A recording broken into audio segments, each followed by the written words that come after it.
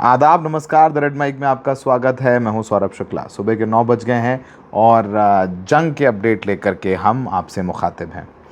हमने कल आपको बताया था कि एक बड़ी लड़ाई की तैयारी कर रहा है यूएस, और उसने अपने सारे जितने एम्बेसीज़ हैं जीसीसी मुल्कों में, Qatar, Jordan, Oman, UAE, Saudi, और इस बार तो इजिप्ट ने भी चेतावनी दे दी अपने नागरिकों को कि भैया खाली कर दो, क्योंकि हम हमला करने वाले हैं और एयर स्पेस बंद हो सकता है, वगैरह वगैरह वगैरह। पूरा भोकाल बन गया, माहौल बन गया। और फिर अचानक से ट्रंप साहब का बयान आता है। ट्रंप साहब ने अपने बयान में कहा कि वो हमला टाल रहे हैं। एग्जैक्टली क्या कहा हम आपको वो बता देते हैं, ताकि आपको एक्सप्लेन करने में हमें बाद में आसानी हो। उसके बाद में कैसे ट्रंप की किरकिरी हो गई वो भी बताते हैं। ट्रंप ने कहा, अमेरिका पूरी तरह तैयार है और ईरान के खिलाफ ऐसी बड़ी सैन्य कार्रवाई करने की स्थिति में है जैसी ताकत सेकेंड वर्ल्ड वॉर के बाद नहीं देखी गई। लेकिन ईरान और मिडिल ईस्ट के कुछ अन्य देशों ने हमसे फ़िलहाल हमला रोकने की अपील की है, क्योंकि एक समझौते की रूपरेखा पर सहमति बन गई है। इस समझौते में हॉर्मूज़ को तुरंत और पूरी तरह खोलना और ईरान के परमाणु खतरे को ख़त्म करना शामिल होगा।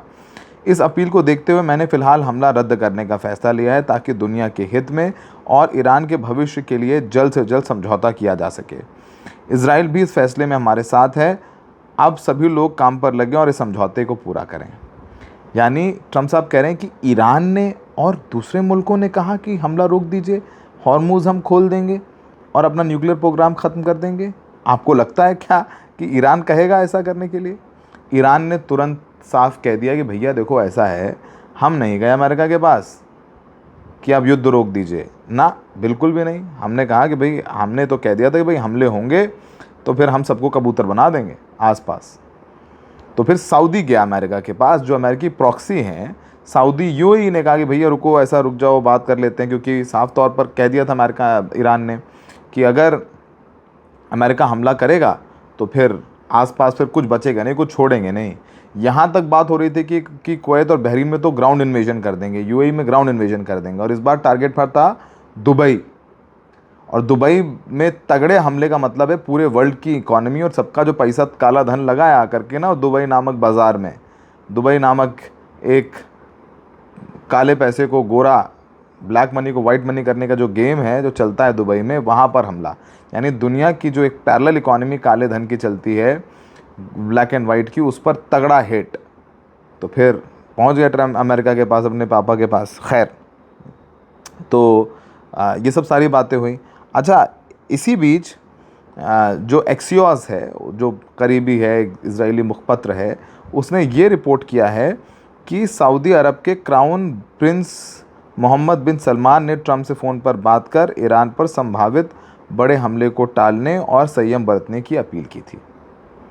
ठीक है, चलिए।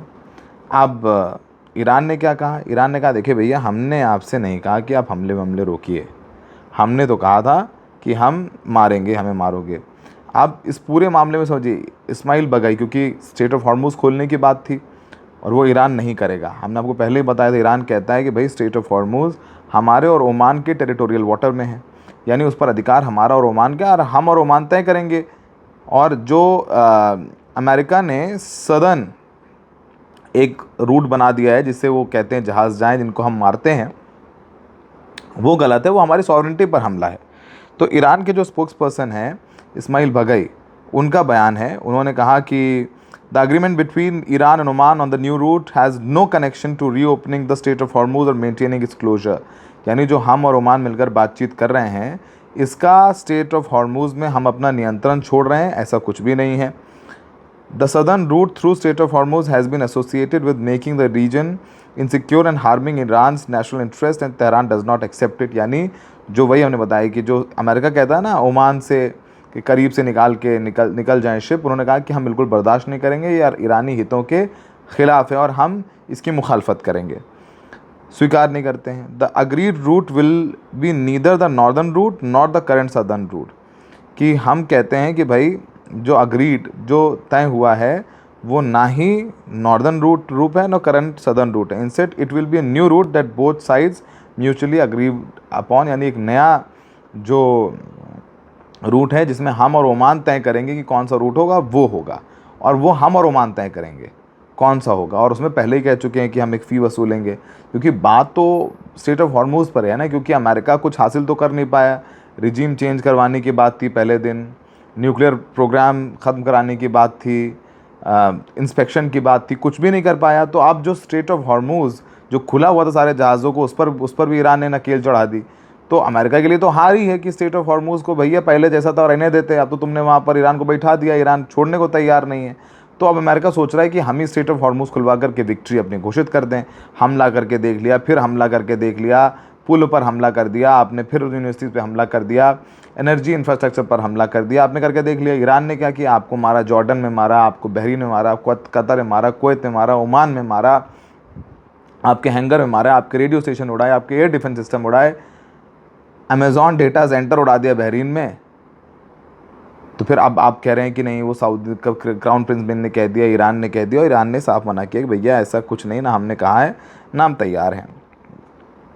और तो और जो ईरान के स्पोक्स पर्सन हैं इस्माइल बगई, उन्होंने कहा है कि 24 घंटे में यूके यानी United kingdom, Bulgaria, Ukraine have called numerous times stating that they will not be part of any conflict against Iran. यानी इन देशों ने कहा है कि भैया देखिए, जो हुआ सो आपको याद होगा, यूक्रेन ने एक जहाज़ को मारा था ईरान के, तो उन्होंने कहा कि भैया देखो ऐसा है, हम बिल्कुल भी आप जो भी करना चाहें करें, हम उसकी मुखालफत नहीं करते हैं, और हम आपके खिलाफ़ जो भी युद्ध होगा उसका हिस्सा नहीं है क्लियरली। क्योंकि ईरान तो फिर सबको मारेगा भाई, क्योंकि साइप्रस में तो ब्रिटेन का भी बेस है, और साइप्रस तक मिसाइल जा सकती हैं ईरान की, और भी तमाम जगहों में यूरोपीय देश हैं जहाँ पर ईरान की मिसाइलें जा सकती हैं।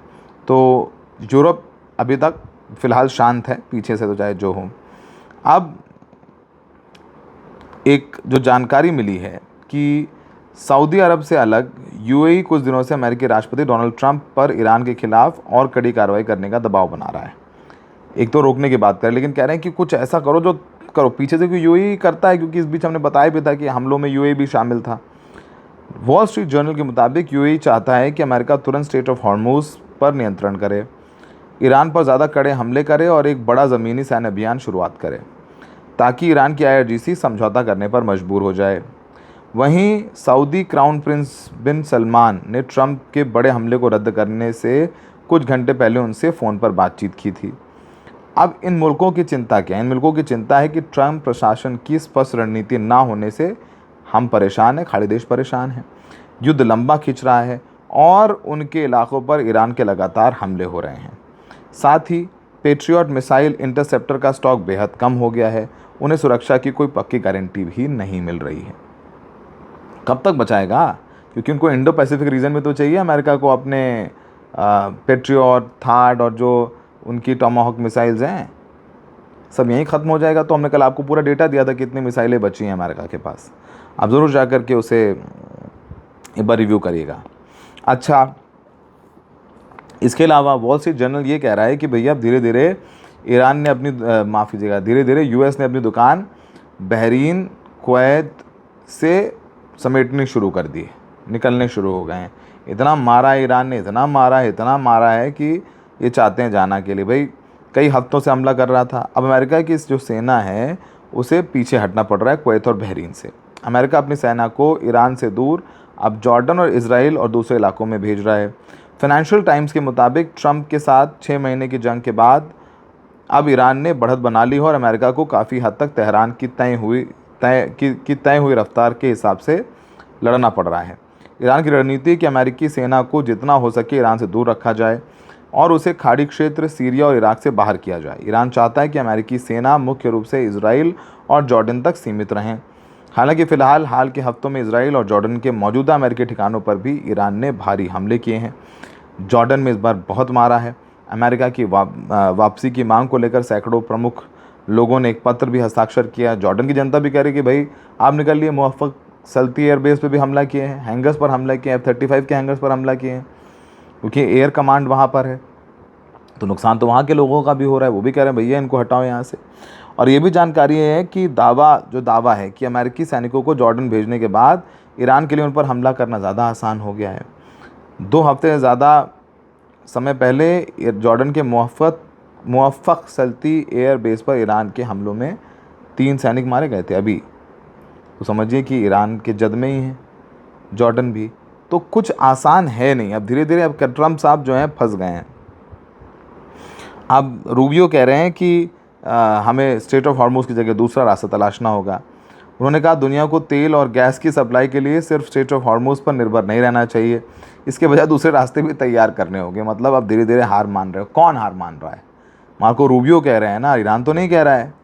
अगर आप बहुत बहुत तोरम खा हो 30 मार खा हैं तो ले लीजिए। बात वही है ना कि जब सामने वाला कह रहा है कि हम मर जाएंगे लेकिन स्ट्रेट ऑफ हॉर्मुज़ नहीं छोड़ेंगे, तो फिर मरने को तैयार है। अभी इंटरव्यू फॉक्स न्यूज़ को रूबियो ने कहा है कि अब क्षेत्र के कई देशों को लगने लगा है कि स्ट्रेट ऑफ हॉर्मुज़ पर ईरान खतरा पैदा कर ले, इसलिए दुनिया को नए रास्ते तलाशने होने चाहिए जिनसे तेल गैस की सप्लाई हो सके। हालांकि इस मामले में जानकार ये कह रहे हैं कि हॉर्मुज़ का विकल्प तैयार करना आसान है नहीं, नामुमकिन है। अब फ़ोन पर बातचीत हो रही है और ट्रम्प ईरान ने कहा है कि हम ना तो किसी खतरे से बेखबर रहेंगे, ना ही हाथ पर हाथ धरे बैठे रहेंगे। ईरान हर धमकी को अपनी सैन्य तैयारी बढ़ाने की, रक्षा शक्ति को बेहतर बनाने के तौर पर इस्तेमाल करेगा। यानी हर धमकी पर हम बेहतर होते जाएंगे और ताकत के साथ आपका सामना करेंगे। अब वो हमने कल आपको बताया था, स्टॉक ख़त्म होने के बाद हालात बेहद नाजुक हैं। ट्रम्प का यू टर्न होने लग गया है, पहले 8 जुलाई को, फिर 20 जुलाई को, फिर 28 जुलाई को, फिर 1 अगस्त को, फिर 31। मतलब बार बार आप कुछ कहते हैं और फिर कुछ कर जाते हैं।